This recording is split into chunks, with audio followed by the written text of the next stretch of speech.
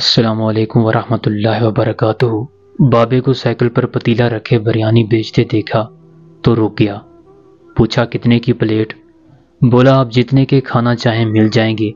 میں نے کہا 50 روپے کے، لیکن نوٹ 1000 والا ہے، پہلے بتا رہا ہوں۔ بولا ٹھیک ہے۔ پھر اس نے پلیٹ نکالی اور ڈالتا ہی چلا گیا۔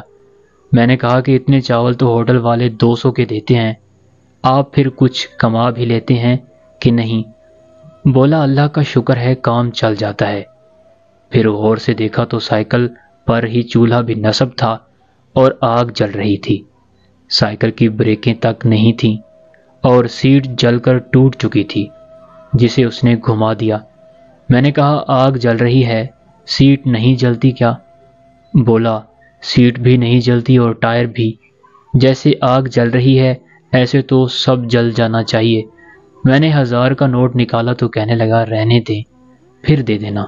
میں نے قریبی دکان سے بوتل لمکو خریدے، پیسے تڑوائے تو اسے زبردستی ہی تھمائے۔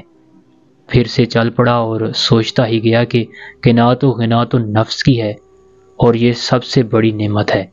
کسی کا من اربوں خربوں سے نہیں بھرتا اور وہ اور میں مارا پھرتا ہے، تو کوئی ایسے ہی بے فکر ہے۔ گزر دونوں کی رہی ہے، فیصلہ ہمارا ہے۔ زندگی کو ٹینشن دے دے کر گھٹ گھٹ کر گزارنا ہے، یا جو مل رہا ہے اور جو مل جائے اسی پر مطمئن ہو کر چل دینا ہے۔